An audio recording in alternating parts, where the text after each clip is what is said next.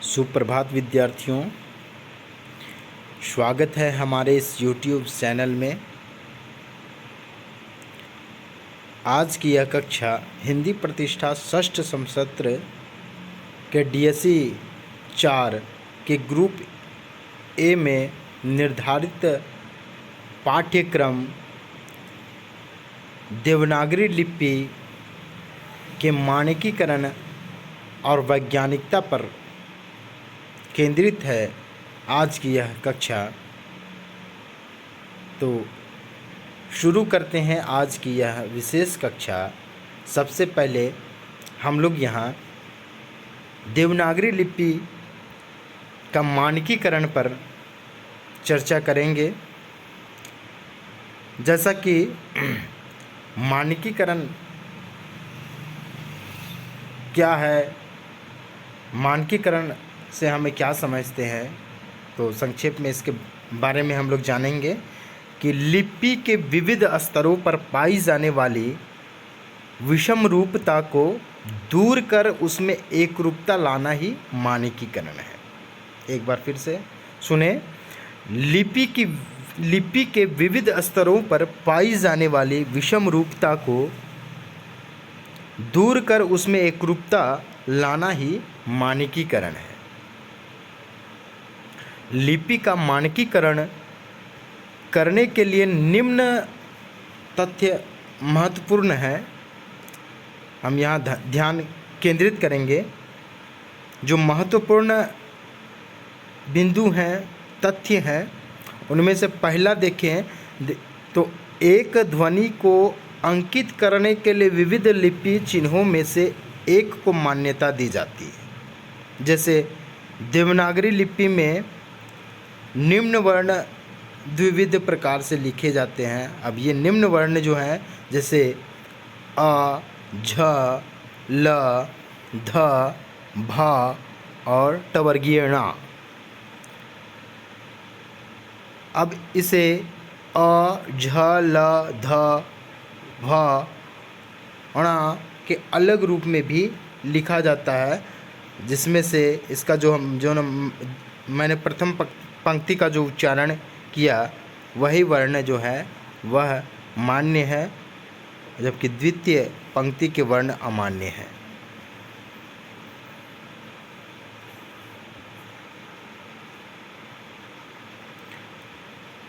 हम यहाँ स्क्रीन पे दिखाना चाहेंगे। यहाँ हम स्क्रीन पर देखेंगे देवनागरी लिपि का मानकीकरण जो है। जैसा कि अभी मैंने बताया कि लिपि का मानकीकरण करने के लिए निम्न तथ्य महत्वपूर्ण है। पहला में एक ध्वनि को अंकित करने के लिए विविध लिपि चिन्हों में से एक को मान्यता दी जाती है। जैसे देवनागरी लिपि में निम्न वर्ण यहाँ पे संकेत किया जा रहा है। आप लोग यहाँ देख सकते हैं, ये जो है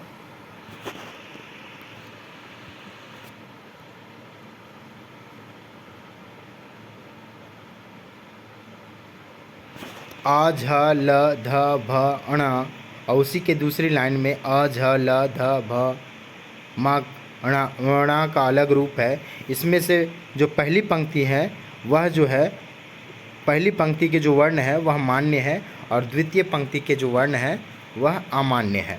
अब दूसरा हम यहाँ देखेंगे, ध्वनियों के उच्चारण में भी एकरूपता लानी आवश्यक है। क्षेत्रीय उच्चारण के कारण लोग अलग अलग ढंग से एक ही ध्वनि का उच्चारण करते हैं, जैसे पैसा, पैसा, पैसा। इनमें से पहला उच्चारण ही मानक उच्चारण है, शेष दो उच्चारण ठीक नहीं है। तीसरा में देखें तो वर्तनी की एकरूपता भी भाषा की शुद्धता के लिए परम आवश्यक है।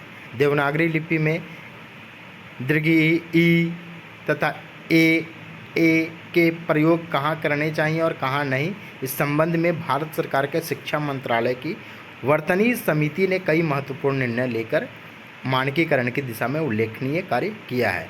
यहाँ हम लोग देखेंगे संज्ञा शब्दों के अंत में दीर्घ ई का प्रयोग होना चाहिए और जो अंतस्थ ई है उसका प्रयोग संज्ञा के अंत में नहीं होता।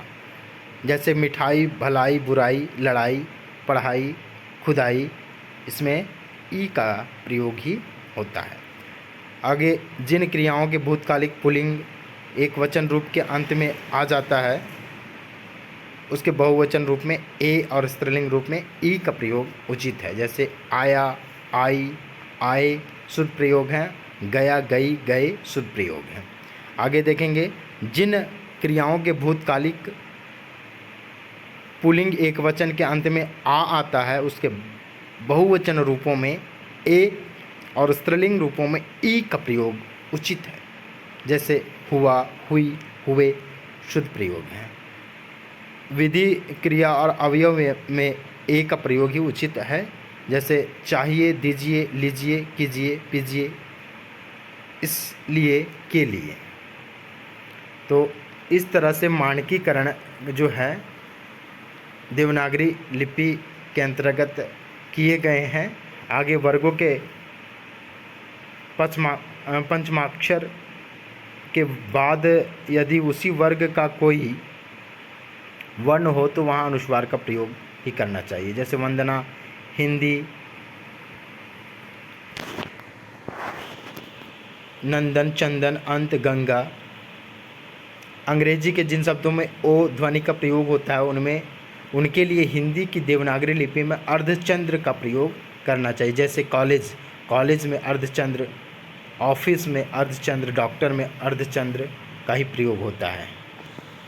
आगे संस्कृत के जो शब्द विसर्ग युक्त हैं यदि वे तत्सम रूप में हिंदी में लिखे गए हों तो विसर्ग सहित लिखे जाने चाहिए, किंतु यदि तद्भव रूप में प्रयुक्त हों तो बिना विसर्ग के ही काम चल सकता है। जैसे दुख तत्सम रूप में, दुख तद्भव रूप में, तो दोनों प्रयोग ठीक माना जाता है। आगे भैया को भैया, गवैया को गवैया तथा रुपैया को रुपैया रूप में लिखा जाना चाहिए, जिनमें से शुद्ध इनमें से जो प्रथम शब्द जो है वही अशुद्ध माना जाता है, जबकि द्वितीय शब्द जो है शुद्ध है। आगे हिंदी के संख्यावाचक शब्दों की वर्तनी का मानकीकरण हिंदी निदेशालय दिल्ली के प्रमुख विद्वानों ने किया है। इनमें से अशुद्ध लिखे जाने वाले कुछ शब्दों के मानक रूप निम्नलिखित हैं।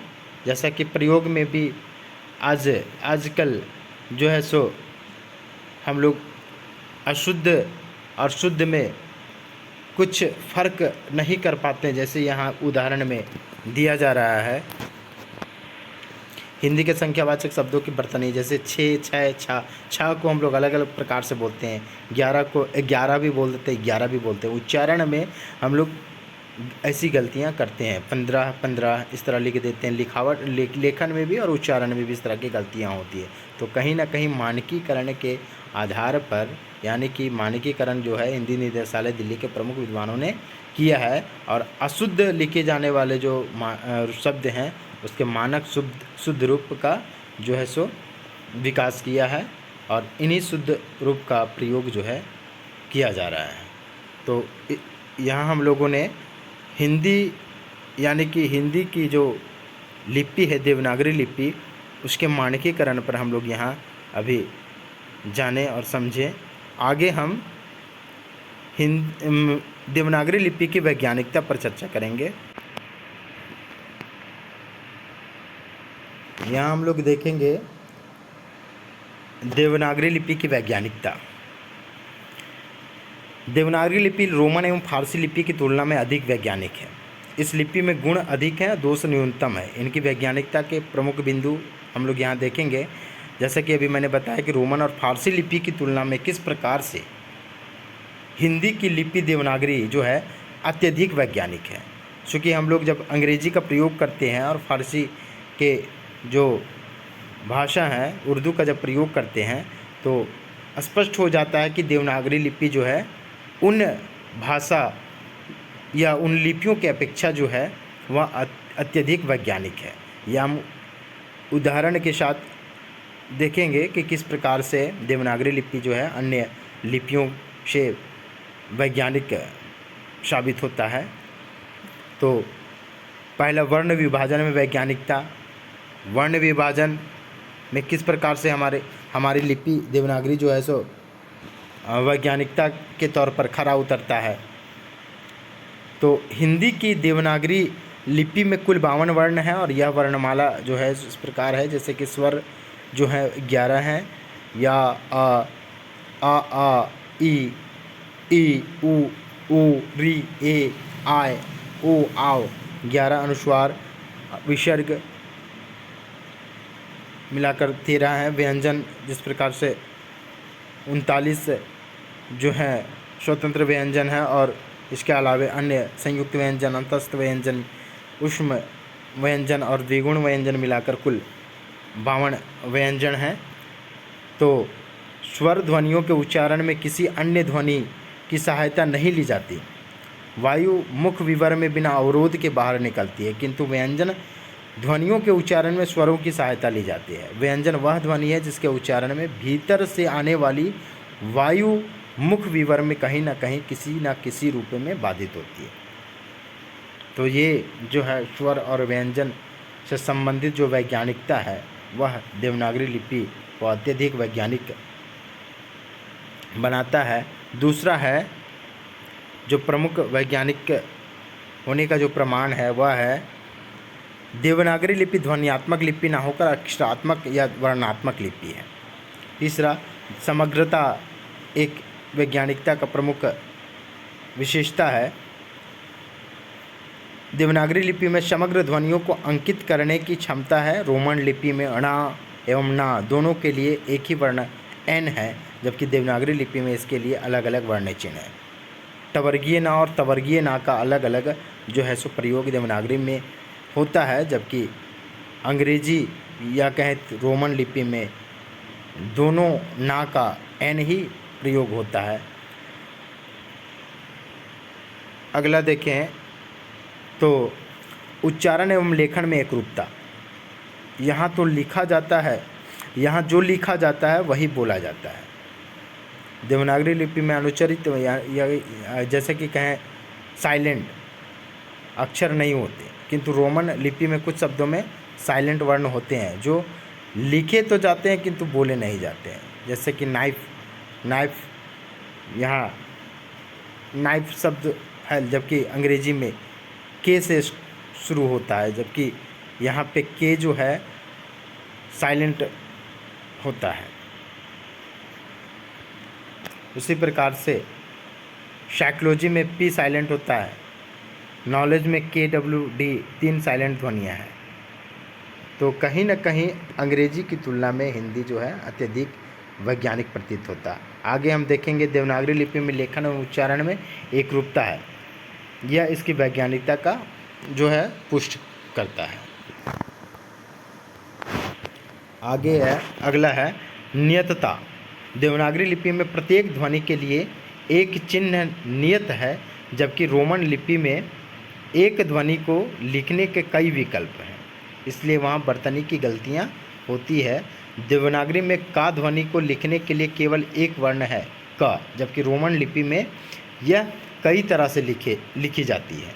जैसे का के लिए कहीं सी लिखा जाता है, कहीं के लिखा जाता है, कहीं क्यू, कहीं CH। जैसा कि का जो है सी जिसके लिए सी लिखा जाता है कैट होता है, के लिखा जाता है किंग होता है, क्यू लिखा जाता है क्वीन होता है, और केमिस्ट्री में CH का प्रयोग होता है। तो कहीं ना कहीं अंग्रेजी में का के लिए इन वर्णों का प्रयोग होता है CK, Q, CH, जबकि हिंदी या फिर कहें देवनागरी लिपि में का के लिए केवल का ही प्रयोग होता है, क वर्ण का।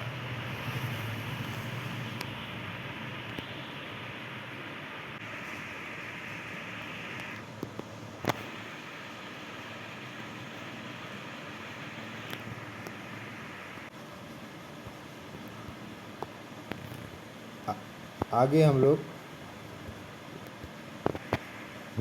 नियतता देखेंगे कि देवनागरी लिपि में प्रत्येक ध्वनि के लिए एक चिन्ह नियत है, जबकि रोमन लिपि में एक ध्वनि को लिखने के कई विकल्प हैं, इसलिए वहाँ वर्तनी की गलतियाँ होती है। देवनागरी में का ध्वनि को लिखने के लिए केवल एक वर्ण है का, जबकि रोमन लिपि में यह कई तरह से लिखी जाती है। जैसे का के लिए सी अंग्रेजी में वहीं का के लिए के, का के लिए क्यू, का के लिए सी एच। जैसे C cat, C A T cat लिखा जाता है, वही का किंग, के आई एन जी के लिखा जाता है। क्यून में क्यू लिखा जाता है का के लिए। केमिस्ट्री में सी एच लिखा जाता है। तो ये भ्रांतियाँ जो हैं वह अंग्रेजी में पाई जाती है, जबकि ये जो है इस प्रकार की गलतियाँ जो है हिंदी में नहीं मिलती है। एक वर्ण के लिए एक ही शब्द का प्रयोग, एक ही वर्ण का प्रयोग होता है। एक वर्तनी के लिए एक ही वर्तनी का प्रयोग होता है। आगे है निश्चितता। देवनागरी लिपि में प्रत्येक वर्ण का निश्चित उच्चारण है। यह उच्चारण सदैव एक सा रहता है, कभी परिवर्तित नहीं होता। किंतु रोमन लिपि में एक ही वर्ण अलग अलग शब्दों में प्रयोग होने पर अलग उच्चारण देते हैं। यहाँ उदाहरण के रूप में हम लोग देखेंगे कि बी यू टी बट में यू ध्वनि आ का उच्चारण देती है। पी यू टी पुट में यू ध्वनि ऊ का उच्चारण देती है। सी ए टी कैट में सी ध्वनि का उच्चारण देती है। सी आई टी वाई सिटी में सी ध्वनि जो है का उच्चारण देती है। तो कहीं ना कहीं यह निश्चित उच्चारण के कारण भी देवनागरी लिपि वैज्ञानिक, अत्यधिक वैज्ञानिक है। आगे हम देखेंगे अस्पष्टता। वैज्ञानिक लिपि वही मानी जाती है जिसके दो वर्णों में पारस्परिक साम्य के कारण अस्पष्टता ना हो। रोमन लिपि में कुछ चिन्हों की आकृति इतनी मिलती जुलती है कि हाथ से लिखने पर उनमें अस्पष्टता आ जाती है। जैसे सी ई दिखने लगता है एम एन दिखने लगता है, आई एल की तरह दिखने लगता है, ओ क्यू की तरह दिखने लगता है। तो कहीं ना कहीं ये अस्पष्टता जो है अंग्रेजी में पाई जाती है। देवनागरी लिपि में वर्णों की अस्पष्टता नहीं है, इसलिए यह देवनागरी लिपि अधिक वैज्ञानिक लिपि है। आगे है कम खर्चीली। मात्राओं के कारण देवनागरी लिपि रोमन लिपि की तुलना में कम स्थान घेरती है, इसलिए वह कम खर्चीली लिपि है। जैसे कि थोथा अगर हिंदी में लिखे तो यह स्थान कम घेरती है, वहीं अंग्रेजी में टी एच वो टी एच ही लिखे तो स्थान ज़्यादा घेरती है। Chandrika C H A N D R I K A अंग्रेजी में स्थान ज़्यादा घेरती है, वहीं हिंदी में चंद्रिका स्थान कम घेरती है। स्कूल में भी हिंदी शब्द कम स्थान घेरती है और अंग्रेजी शब्द S C H double O L ज़्यादा स्थान घेरती है।